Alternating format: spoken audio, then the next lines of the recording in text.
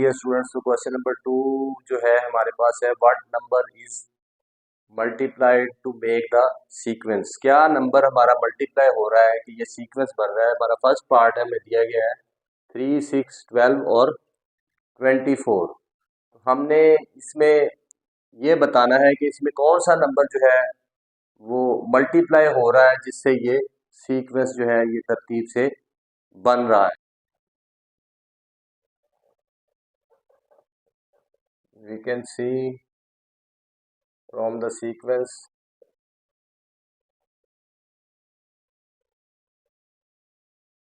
that the dividing 2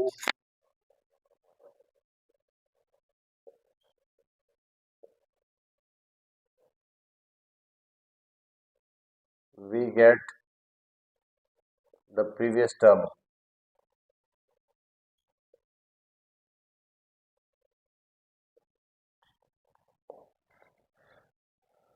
We can see from the sequence that the dividing 2 we get the previous term. अगर हम जो term है उसको divide कर दें, जैसे हम सेकंड टर्म को अगर फर्स्ट टर्म से डिवाइड करें तो हमें 2 हासिल होगा। जैसे 3 1 द 3 3 2 द 6, 3 से अगर हम 6 को डिवाइड करते हैं तो हमें 2 मिल रहा है। ये 12 है और 12 को अगर हम उससे पिछली टर्म से प्रीवियस टर्म से डिवाइड करें तो हमें 2 मिल रहा है। तो ये हमें बात ये बता रही है कि आप उस जो आपकी टर्म है उसमें 2 मल्टीप्लाई हो रहा है, क्योंकि अगर हम बैक में जाते हैं हम डिवाइड करते हैं तो वो बता रहा है कि 2 आपका आंसर आ रहा है। इसका मतलब है कि हर अगली टर्म जो है वो 2 के मल्टीप्लाई करने से बनी है। हेंस ईच टर्म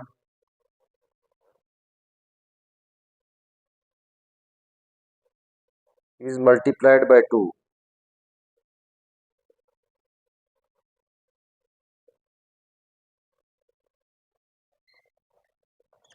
तो अब हम कह सकते हैं कि हर टर्म जो है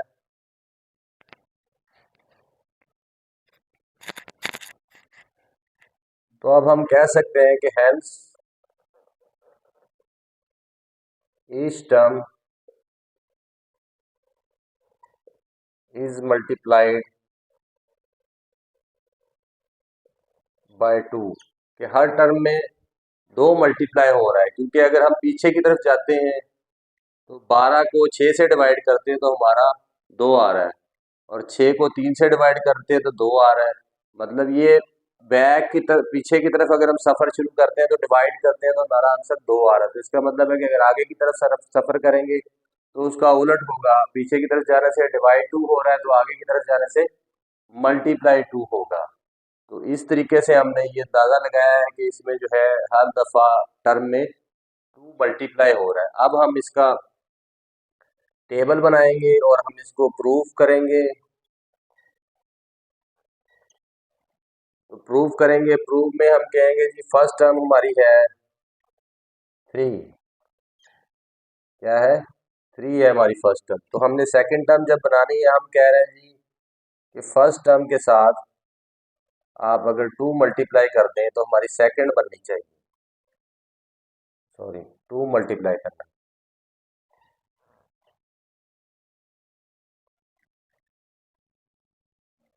तो ये हमारी फर्स्ट टर्म हो गई। अब हम कह रहे हैं कि सेकंड टर्म अगर हमारी बनानी है तो फर्स्ट टर्म में हम कह रहे हैं कि 2 मल्टीप्लाई होगा। Each term is multiplied bye 2। Her term को 2 से मल्टीप्लाई करने से नेक्स्ट टर्म बनेगी। तो 3 को 2 से मल्टीप्लाई करेंगे तो 6 बन रहा है। हम कह रहे हैं हमारी सेकंड टर्म है 6। तो यहाँ भी देखिए हमारी सेकंड टर्म है 6। अब हम थर्ड टर्म बनाने जाएंगे तो हम कह रहे हैं जी सेकंड टर्म को हम मल्टीप्लाई करेंगे 2 से तो हमारी थर्ड बननी चाहिए 6 को 2 से 12। तो हम अगर देखते हैं तो हमारी थर्ड टर्म 12 बन रही है। और फोर्थ टर्म बनाएंगे तो हम कहेंगे जी थर्ड टर्म को लेंगे और उसको 2 से मल्टीप्लाई करेंगे तो 12 2 24। तो हमारी जो फोर्थ टर्म है 24 बन रही है। अब ये हमने प्रूव भी कर दिया है कि हम जो कह रहे थे कि ईच टर्म जो है मल्टीप्लाइड बाय 2, तो हमने अपनी टर्म को 2 से मल्टीप्लाई किया है। पहली टर्म बना लिखी है जो हमारे पास थी और दूसरी बनाने के लिए हमने 2 से मल्टीप्लाई किया 6 बन गया, फिर तीसरी बनाने के लिए 6 को 2 से मल्टीप्लाई किया 12, और चौथी बनाने के लिए 12 को 2 से मल्टीप्लाई किया 24। तो हमारा आंसर हो जाएगा, रूल है हमारा 2 is multiplied.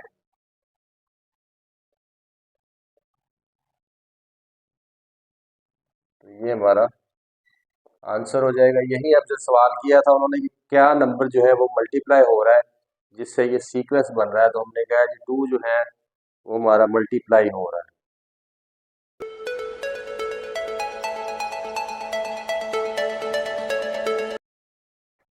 Ji dear students, तो हमारा सेकंड पार्ट है, इसमें हमें सीक्वेंस दे दिया गया है और इसमें भी वही सवाल है कि क्या मल्टीप्लाई हो रहा है, तो ये सीक्वेंस जो है हमारा तरतीब पा रहा है और ये बन रहा है।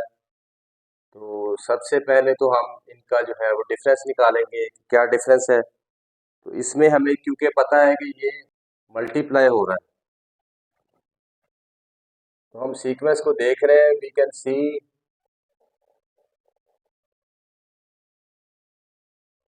The sequence that dividing each term by 2 give us the previous term।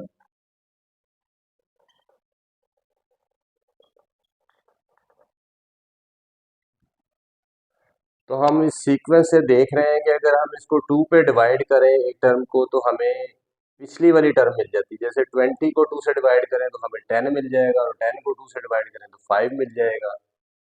तो हम इसको करके देखते हैं। जैसे 10 को अगर हम 2 से डिवाइड करते हैं तो हमें उससे पिछली टर्म मिल जाएगी 5।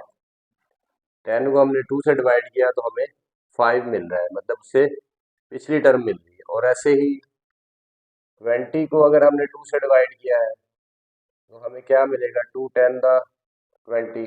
तो 20 से पिछली टर्म मिली, मतलब अगर हम 2 से डिवाइड करते हैं तो हमें पिछली टर्म मिल जाती है। तो क्योंकि हम पीछे की तरफ को सफर कर रहे हैं, डिवाइड करने से हम पिछली टर्म पे चले जाते हैं। डिवाइड का ऑपोजिट होता है मल्टीप्लाई। तो इसका मतलब है कि अगर हमने अगली टर्म पे जाना है तो हमें मल्टीप्लाई करना होगा। तो इसका इससे हमें साबित हो रहा है कि hence 2 is multiplied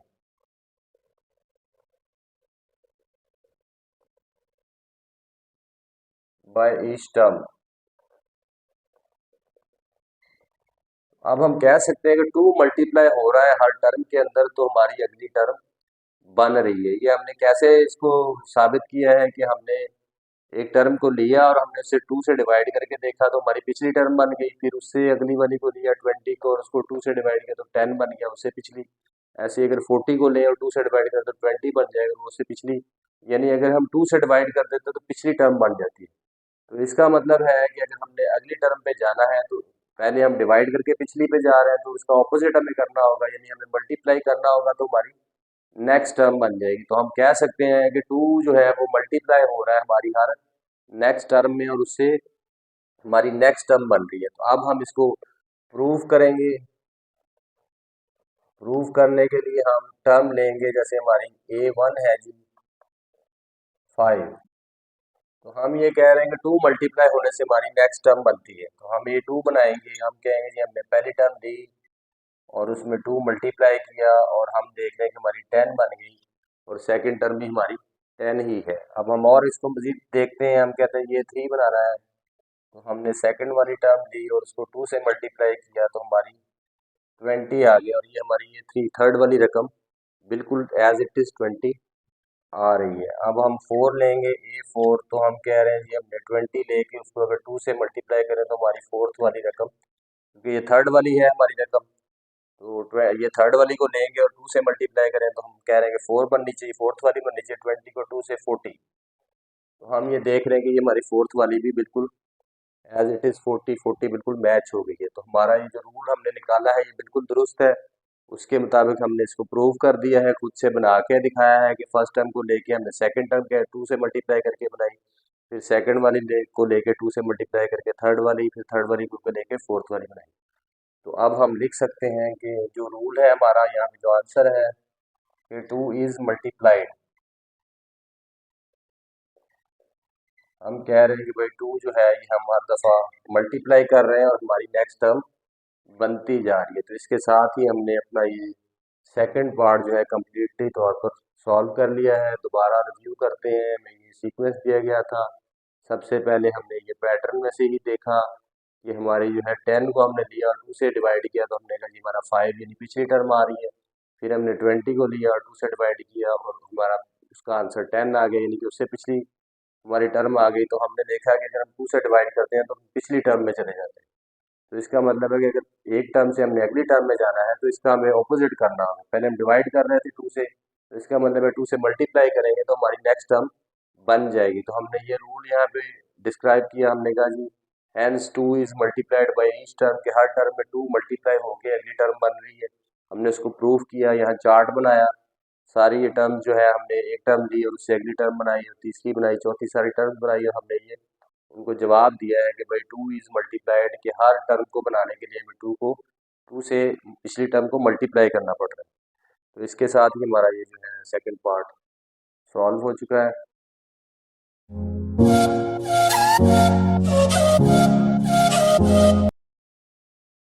ji dear students, तो हमारा फोर्थ पार्ट है। इसमें 7, 4, 28, 56 ये हमें एक सीक्वेंस दे दिया गया है। तो अब हम इसको हल करने की तरफ बढ़ेंगे।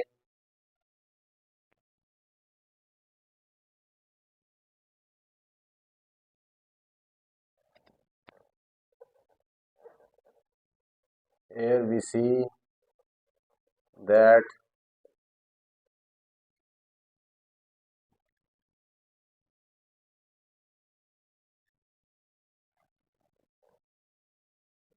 each term gives previous terms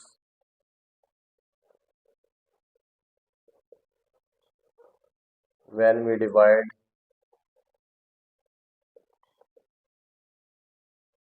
by 2। तो हम देख रहे हैं कि इसमें भी जब हम 14 को 2 से डिवाइड करते हैं तो हमें पिछली टर्म मिल जाती है। 14 हमने लिया और उसको 2 से डिवाइड किया तो 2 7 दा 14, हमें 7 मिल गया जो कि हमारी पिछली टर्म है। और अगर हम 28 को लेते हैं और उसको 2 से डिवाइड करते हैं तो 2 1 दा 2 2 2 4 दा 8, यानी कि 14 हमें मिल रहा है। यानी हम अगर एक टर्म को 2 से डिवाइड करते हैं तो हमें उससे पिछली टर्म मिल जाती है, और इस टर्म को डिवाइड करते हैं तो उससे पिछली टर्म मिल जाती है। यानी कि अगर हम पीछे की तरफ को सफ़र कर रहे हैं तो 2 से डिवाइड करके हम पिछली टर्म पे जा सकते हैं। तो इसका मतलब है कि ये जो सीक्वेंस बना है इसमें अब अगर हम आगे की तरफ बढ़ते हैं, 7 है तो 7 से आगे की अगली टर्म लेनी है हमने, तो हमें क्या होगा, हमें इसका मल्टीप्लाई करना, क्योंकि ये पीछे की तरफ जाने के लिए हमें डिवाइड करना पड़ा तो उसको ऑपोजिट करना होगा। तो हम कह सकते हैं कि hence 2 is multiplied by each term. ये 2 जो है वो मल्टीप्लाई हो रहा है ईच टर्म के साथ, 2 जो है मल्टीप्लाई हो रहा है और नेक्स्ट टर्म हमारी बन रही है। तो अब हम इसको प्रूव करेंगे। पहली रकम हम बनाएंगे, पहली हमारे पास दी हुई है 7, तो हम कहेंगे कि फर्स्ट हमारी है 7। अब हमने सेकंड टर्म बनानी है। हमारा हमने जो रूल निकाला है, हम जो चेक करके इसमें बता रहे हैं कि भाई 2 मल्टीप्लाई किया जाए एक टर्म से तो नेक्स्ट टर्म बन जाती है। तो इसका मतलब है कि सेकंड वाली अगर हमने बनानी है तो 7 को 2 से मल्टीप्लाई करें तो 7 सेकंड वाली बननी चाहिए। 7 2 दा 14, तो हमारी हमारे बकौल 7 जो सेकंड वाली है 14 बननी चाहिए। यहाँ देखते हैं तो 14 ही आ रही है बिल्कुल एग्जैक्ट। और थर्ड वाली अगर हम बनाते हैं तो सेकंड वाली टर्म को 2 से मल्टीप्लाई करके थर्ड वाली बननी चाहिए। तो ये हमारी 14 को 2 से मल्टीप्लाई करके 28 बन गया, और यहाँ भी थर्ड वाली वही है। और फोर्थ वाली हम बनाना चाहते हैं तो हम कहेंगे जी थर्ड वाली को लेके हम कह रहे थे कि 2 से मल्टीप्लाई करें तो फोर्थ होनी चाहिए। तो 28 को 2 6 56, तो ये देखिए 56 हमारी मैचिंग कर रही है। तो हमने प्रूव कर दिया है कि हम जो कह रहे थे कि एक टर्म को लें और 2 से मल्टीप्लाई करें तो नेक्स्ट टर्म बनती है, फिर नेक्स्ट को लें और 2 से मल्टीप्लाई करें थर्ड बन जाएगी। ऐसे हमने ये पूरे चार्ट से हमने ये प्रूफ कर दिया है, हमने ये टेबल बना के। अब हम इसका आंसर लिखेंगे। हम लिखेंगे रूल है जी कि 2 इज मल्टीप्लाइड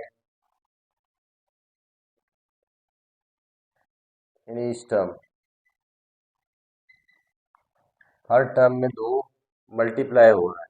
और यही हमारा आंसर है जो रिक्वायर्ड था कि इसमें क्या मल्टीप्लाई हो रहा है और ये सीक्वेंस कैसे बन रहा है। तो हमने कहा जी भाई 2 मल्टीप्लाई हो रहा है हर टर्म में और उससे अगली टर्म बनती जा रही है। तो ये आप इसको देख सकते हैं, पिछले सवाल भी तकरीबन इसी तरह के थे। तो हमने ये जो है पूरा इसको हल कर लिया है।